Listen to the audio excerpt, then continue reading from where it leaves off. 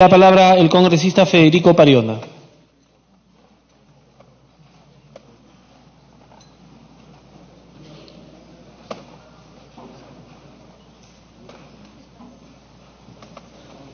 Gracias, presidente. Un saludo por su intermedio al Premier y a los ministros y ministras. Quiero iniciar recogiendo las palabras del Premier en su mensaje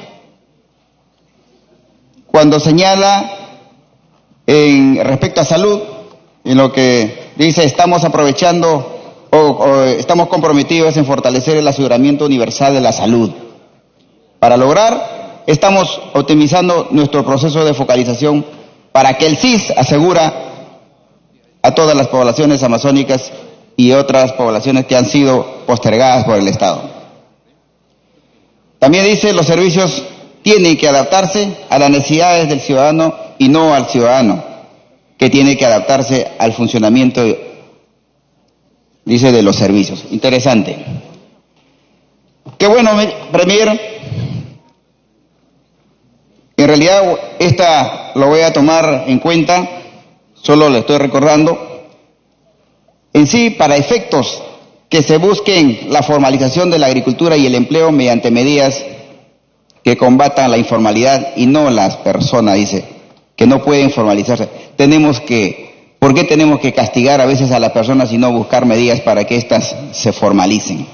El aseguramiento es una de esas formas. Muchos agricultores que se ven obligados a trabajar en la informalidad porque pierden en realidad el CIS.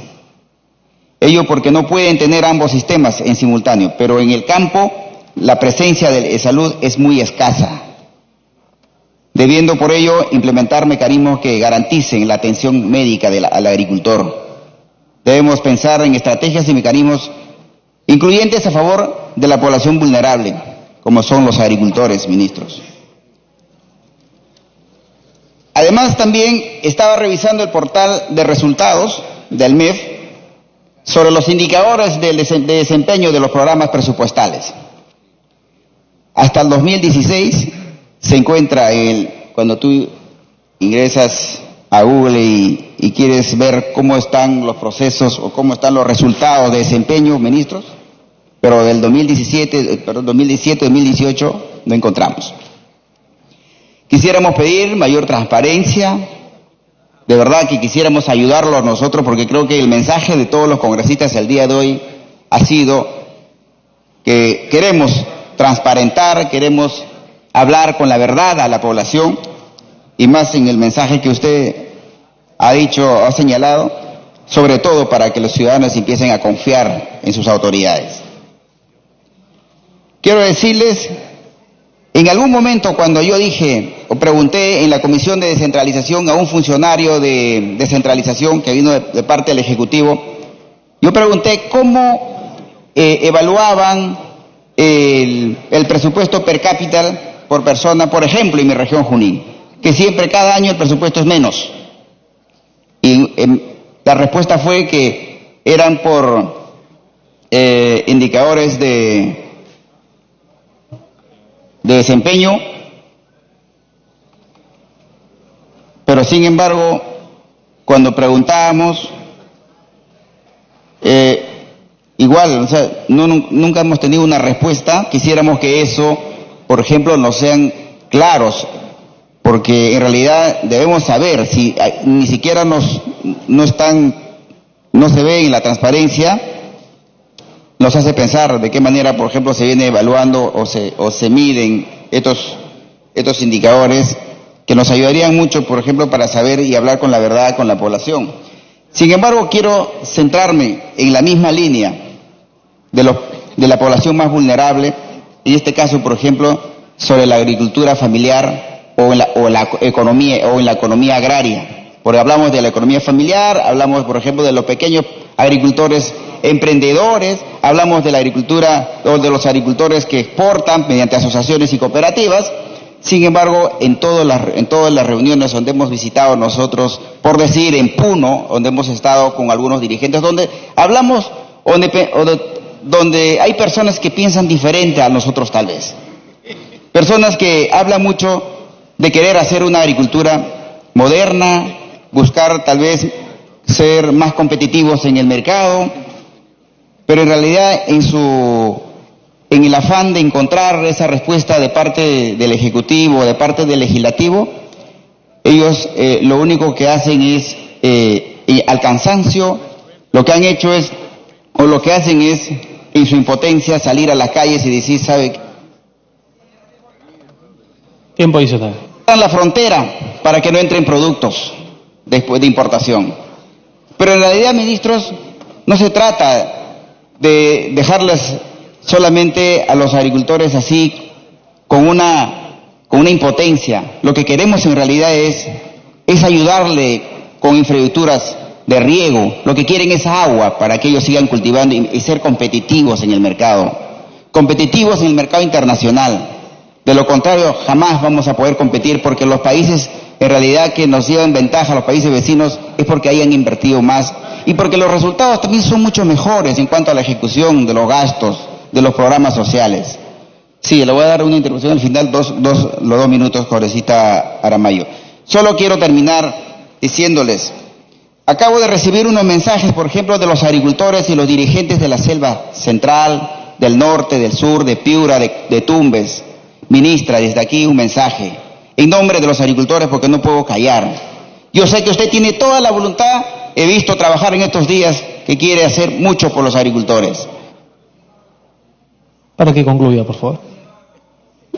Sin embargo, ministra, veo que, por ejemplo, el que es más comentado en estos últimos días por parte de los gremios a nivel nacional es de su viceministro Montenegro.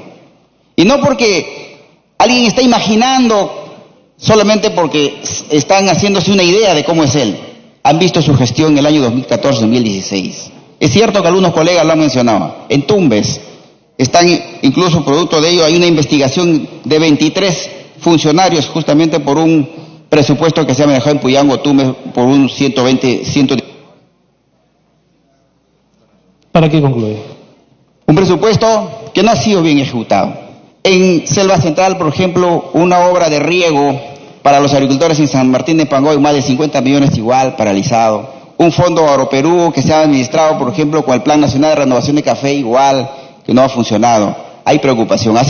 Hoy en la mañana tenía una reunión, por ejemplo, con los gremios de las juntas de usuarios de agua aquí en Lima, Junta Nacional, expresaban su preocupación. Ministra, tome en cuenta. No es mi palabra, es la voz de los ciudadanos, de los dirigentes de los gremios, en realidad. Muchas gracias, presidente. Les concedo los 2 minutos a la congresista Aramayo. Gracias. Una recomendación para los señores congresistas: traten de dar las interrupciones cuando están en su tiempo oficial y no en la quinta interrupción, por favor. Congresista Aramayo tiene la interrupción. Gracias, presidente. Para mis 2 siguientes minutos de interrupción lo tendré en cuenta. Yo quería, a través suyo, presidente, agradecer a la ministra de Educación, Flor Pablo. Ya nos hemos reunido con la viceministra y hay la necesidad de lograr esta reglamentación a favor de la educación hospitalaria. Hay un tema que es importante, porque hoy estamos escuchando la intención del nuevo gabinete respecto a un conjunto de ofertas, 5 políticas.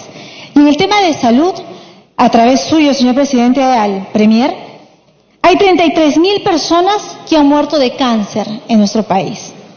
Las cifras son 7.500 por cáncer de próstata, 6.900 de mama, 5.700 de estómago, 4.600 de colon, 1.800 personas han muerto de cáncer por cuello uterino.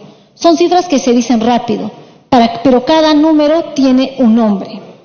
Creemos que es importante que el Ministerio de Salud evalúe la vacuna inmunológica, la biológica, aquella que no termina de resolver el tema de la quimioterapia, la radioterapia. Es importante tener una política pública respecto al cáncer. El cáncer de piel es la principal causa de muerte en la región Arequipa respecto a las neoplasias. Estos son temas sensibles. Yo había tocado, y lamento poner en el mismo conjunto de ideas, pero había hablado del tema de la minería. Hoy usted, señor Premier, a través de la presidencia nos ha dicho que se van a formalizar a más o menos 1.600 mineros informales. Son 400.000 los mineros informales que tiene el país. Me resulta bastante cansado saber cuánto representan estos 1.600 de los 400.000. La informalidad, como ha dicho la congresista letona, es uno de los grandes problemas endémicos que tiene el país. Por encima de lo que ha identificado el Banco Interamericano de Desarrollo, la ratio en la región latinoamericana es 35%. El Perú duplica, 76% de informalidad es parte de nuestros pasivos. Ojalá que el ministro de Energía... Gracias, congresista. Tiene la palabra el congresista Gilmer Trujillo.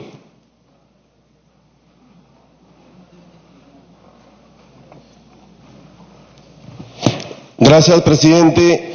Permítame conceder las dos interrupciones a mi colega y único representante de la región Madre de Dios, Modesto Figueroa. Las dos interrupciones para el congresista Modesto Figueroa. Muchas gracias, presidente. Muchas gracias, congresista. Por su intermedio, señor presidente, permítame saludar al señor presidente del Consejo de Ministros y a todo su gabinete, y también a los colegas congresistas que todavía están acompañándonos.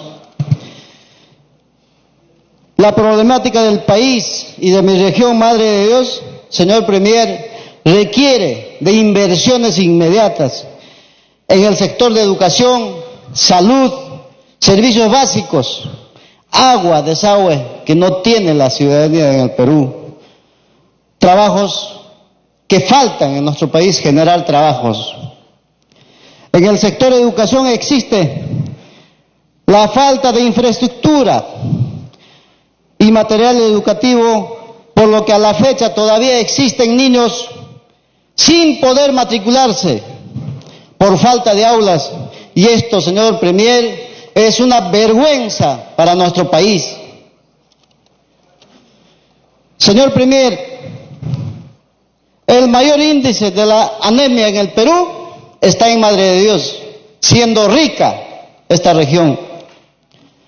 No hay inversiones de apoyo al sector productivo, como son mantenimiento, mejoramiento de vías rurales, que permitan a los agricultores llegar en mejores condiciones con sus productos a los mercados locales y nacionales. Electrificación rural, acá al señor ministro de Energía y Minas, y sistemas de comunicación. Otro aspecto importante, señor Premier, señor presidente, es la liberación del control de combustibles en mi región, que afecta directamente a la población productiva. No sé a qué enfermo se le ha dado ese de controlar combustibles en un país que produce, que hay inversionistas que quieren trabajar, pero frenamos.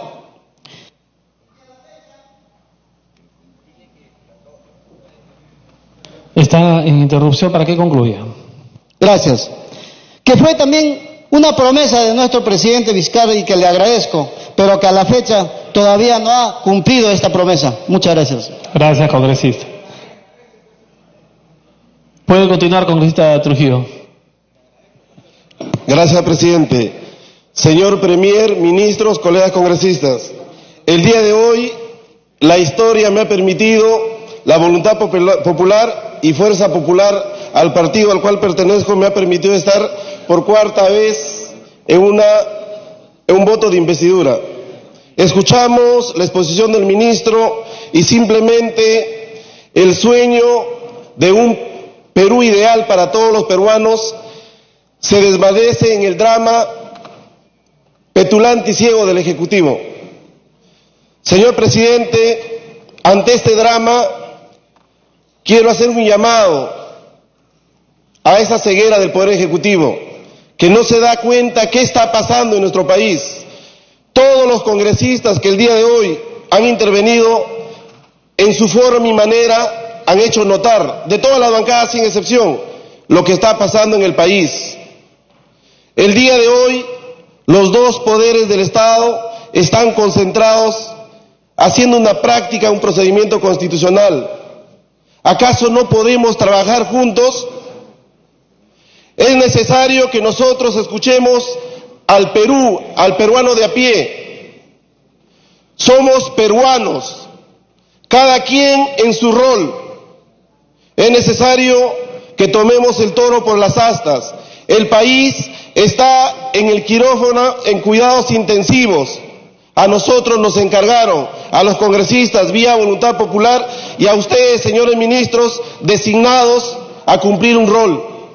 Ese rol lo podemos hacer si es que tomamos la decisión de hacerlo. ¿Por qué no hacer, así como el día de hoy, una reunión, Congreso y Ejecutivo? ¿Por qué no hacemos una práctica habitual? Cada mes, cada 2 meses o cada 3 meses, donde vayamos analizando el avance de lo que nosotros estamos haciendo.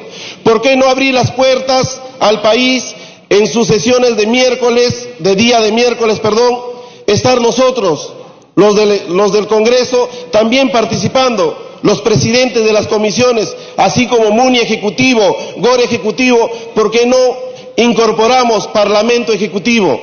Presidentes de comisiones estén presentes los miércoles trabajando con ustedes y de la misma manera implementar estas reuniones, no para escuchar qué van a hacer, sino para analizar qué están haciendo. No interesa quién mete el gol, lo que interesa es que se gane el partido. Eso espera el Perú de nosotros. En mi región, seguramente la fotografía de todas las regiones, las brechas siguen esperando cerrarse.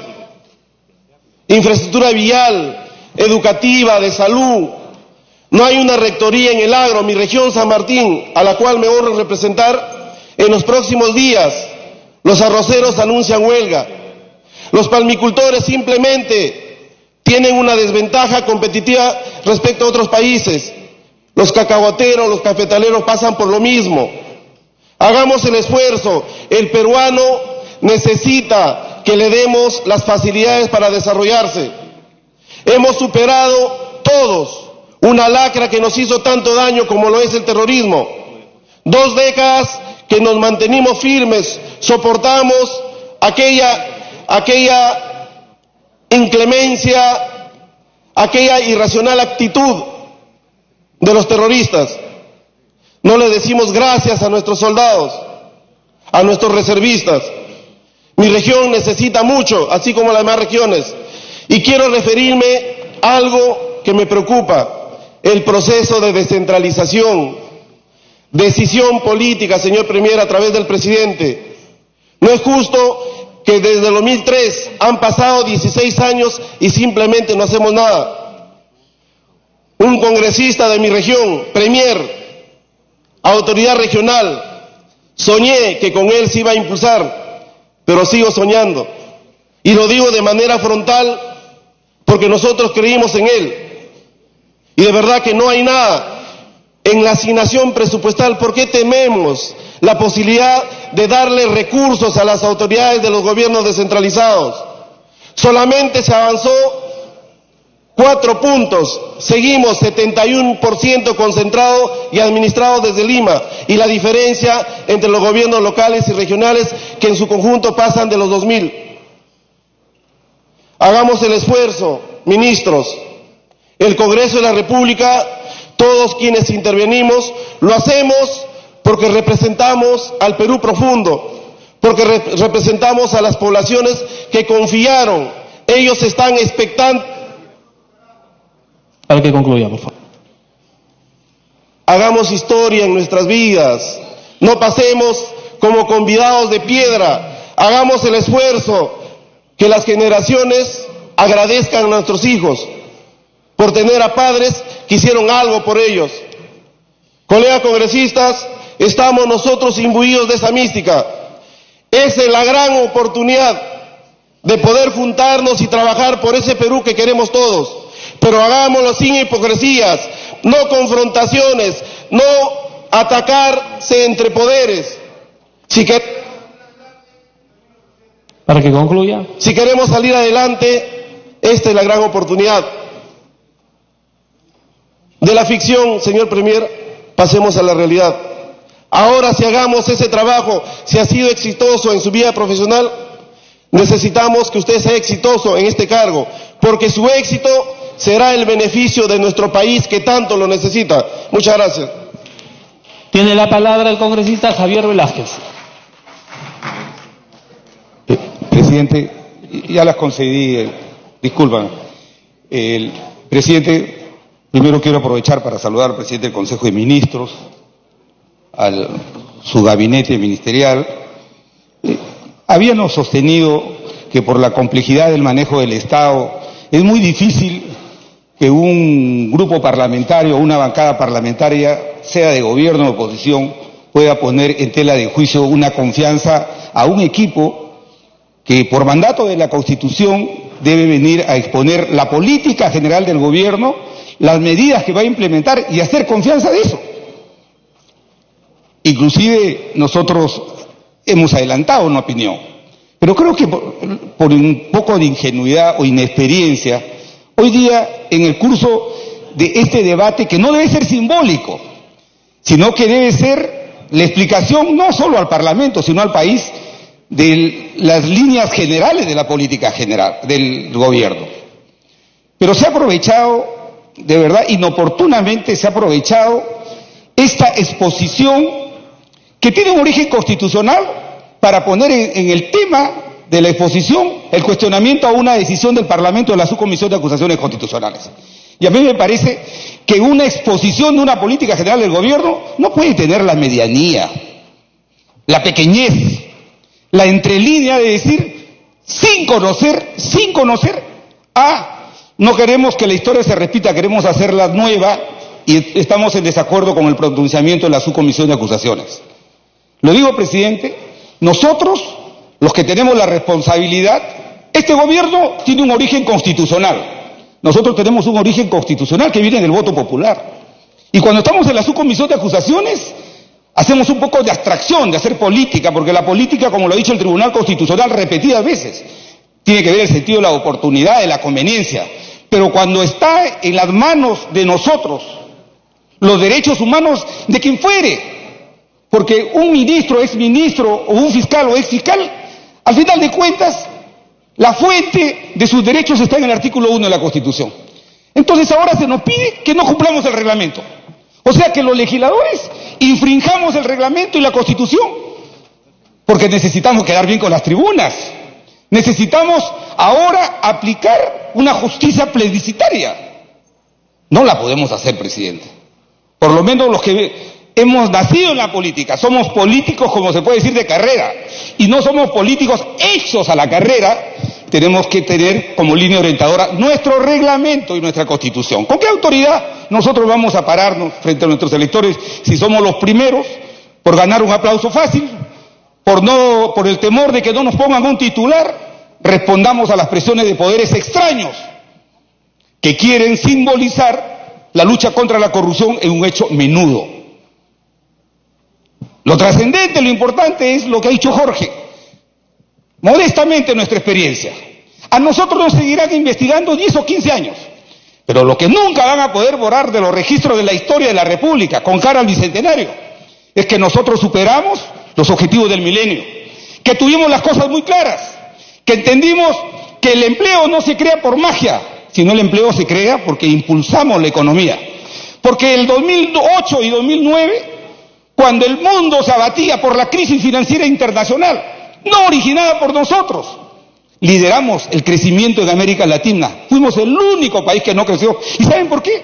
Porque tuvimos las cosas bien claras. Hubo un líder que tuvo las cosas muy claras. Que entendimos que para que haya empleo, para derrotar la pobreza, tenía que crecer la economía. Y había que jugársela. Pues hasta ahora nos investigan por los decretos de urgencia. Que nos sigan investigando. Pero ya está ahí. Ahí están los hospitales, ahí están las escuelas, ahí está la reducción de la pobreza a la mitad. Por eso me parece inoportuno que se venga a pedir la confianza cuando no se tiene la confianza en el veredicto reglamentario que da una subcomisión. Es como si yo dijera, ¿sabe qué? No estoy de acuerdo con la ministra que usted ha puesto o el ministro, cuando no es atribución del Congreso. Por eso creo, presidente del Consejo de Ministros, creo que el gran déficit de esta exposición ha sido el no alinear los objetivos, los 5 objetivos de la política general del gobierno, ni siquiera con los objetivos que establece la ley 30.556, la ley de la reconstrucción. El 27 de abril de este año va a cumplir 2 años que nosotros le dimos la ley para la reconstrucción. Se vence el otro año, el tercer año, y la ley dice que solamente se les puede dar un año más. ¿Cuántos hospitales han hecho? ¿Cuántos colegios han reconstruido en la emergencia? Dejemos de trabajar para las tribunas, Preocupémonos cuando la gente reclama. Vayan al norte. Ahí veo en el informe Piura y se pasan a La Libertad. Lambayeque no existe para el gobierno. Pero yo no hablo solo por los lambayecanos a los que represento, sino hablo por el país. Y lo hago en forma propositiva. Miren ustedes, compaginen los objetivos del gobierno con lo de la reconstrucción. Acá está la ley. Chocan. ¿Cómo puede ser posible que se diga que estos son los 5 ejes del gobierno y se desdeña la educación, se desdeña la pobreza? O sea, ¿eso no es prioridad? Claro que es prioridad. Entonces, se quiere y se viene y se habla para la tribuna. Claro, pues se habla. Se dice, no estamos de acuerdo con el informe de la subcomisión. Claro, bonita frase. ¿Pero eso resuelve el problema del empleo de jóvenes? ¿Esto resuelve el tema de la anemia, de la desnutrición crónica, de la violencia contra la mujer? ¿Acaso ha habido un gobierno que penosamente puede tener en el inventario de su gestión que cada 2 días hayan 2 mujeres muertas? ¿Puede tener en el inventario de su gestión, como este gobierno, que después de 20 años la pobreza monetaria ha recrudecido? De eso debemos hablar. Esa tiene que ser la prioridad del gobierno. No a venir a hacer la política de los fuegos artificiales. ¡Ah, qué bonito! Luces, los fuegos artificiales. Claro. Pero nosotros tenemos que honrar la Constitución. Y, primer ministro, usted ha venido al Parlamento a pedir la confianza sobre la política general del gobierno y las medidas a implementar. ¿Qué medidas va a implementar? ¿Cómo usted me puede decir? Y de verdad tenemos que hablar con sinceridad. Yo reconozco que el ministro Bruce es un ministro muy eficiente, pero no es mago. Si en 2 años han hecho 10.000 viviendas, nos está diciendo que de aquí al 2021 van a ser 25.000 viviendas. No es mago, no es mago. Porque cuando se levantan falsas expectativas es como quemar un castillo de fuegos artificiales. La gente se frustra. Entonces, aquí de lo que se trata, presidente, este Congreso no puede ser una mesa de partes. Es inaceptable que se utilice un informe de exposición de la política general del gobierno y las medidas a implementar, se utilice un cuestionamiento a una decisión soberana del Parlamento. Este Parlamento, por lo menos, los que somos políticos, no vamos a permitir que sea una mesa de partes. Y lo digo, fíjese, el fiscal supremo que investiga al señor Chávarri, que tanto le preocupa al gobierno. Durante todo un año han chavarrizado la política peruana y han enarbolado como bandera para la lucha contra la corrupción, es que nosotros tengamos que fusilar a ese funcionario. Tiene 4 denuncias constitucionales, hemos votado por crimen organizado. Todo el Código Penal quiere que le pongamos. ¿Por qué? Porque queremos quedar bien con la tribuna, con los factores, con los poderes fácticos. ¿Qué ha dicho el fiscal? Y por eso no lo digo a manera de chacota ni de paradoja. Yo creo que los cuestionamientos que se han hecho a las asesorías y consultorías hay que duplicarles para que contraten buenos constitucionalistas, si no, no cometieran el estropicio que han cometido el día de hoy al cuestionar una decisión del Parlamento. ¿Qué ha dicho el fiscal? ¿Qué ha dicho el fiscal supremo que investiga al señor Chávarri por ese supuesto delito de lacramiento de las oficinas de la Fiscalía de la Nación? Que ellos iniciaron la investigación el 11 de enero de este año. ¿Cuándo la terminan? La otra semana. Han tomado testimonios, han acopiado pruebas, ahí están los videos, está todo. Y nosotros podemos, por quedar bien, cuando de repente, legítimamente, que algunos medios quieren titularizar. O sea, ya no veo el reglamento, ya no veo la Constitución, sino veo qué dicen las encuestas, qué dicen las tribunas. Eso es fuego artificial, eso genera frustración. Por eso la República nunca ha podido construir ese país que añoró Basadre, porque siempre estamos en la pequeñez, en la medianía. ¿Qué va a decir mañana el titular? Ah, me van a batear, mejor no hago. Eso es lo que ha pasado con Bambas. Por eso yo, primer ministro, le di como una modesta experiencia. ¿Por qué, siendo esto un activo importante en la economía del país? Una cosa es dialogar, una cosa es ser democrático y otra cosa es una negociación compulsiva. La democracia no debe aceptar negociaciones compulsivas. Cuando el ciudadano que reclama se aleja de la ley y de la Constitución, nosotros no podemos de ninguna manera someter a los poderes públicos para arriar banderas de la democracia. Esa es la distinción y la democracia de este Parlamento democrático, presidente. Nosotros somos respetuosos del Estado de Derecho, que es el que va a ser la historia del Perú y la prosperidad de los jóvenes. No que hagamos de la Constitución y del reglamento y de haber un chicle, que lo pongamos que lo estiremos para uno y otro lado en función de que no nos toque, que no nos pongan un titular. Lo importante es estar bien, no solamente con nuestra conciencia, sino con los que nos eligieron. Y este Parlamento, les guste o no les guste, hasta el 27 de julio del año 2021 tendrá la legitimidad de haber sido elegido por el voto popular. No le debemos este cargo a nadie. Por eso, presidente, creo yo de que aquí debemos afirmar principios en función de consolidar un Estado democrático y de derecho, donde respetemos, donde sea el gobierno de las leyes, de la Constitución sobre los hombres. No la voluntad de repente de buena fe de un hombre que quiere, no, deja de lado el reglamento. ¿Qué importa el reglamento? ¿Qué importa la Constitución? Lo que importa es el titular de mañana. Esa no es la historia del Perú. Así no se escribió la historia del Perú. Por eso vamos a hacer un acto de reflexión luego que el presidente del Consejo de Ministros nos diga cuáles son las medidas concretas que va a implementar para echar a andar este ambicioso plan de gobierno que plantea al 2021. Que me diga, por ejemplo, cuando he leído,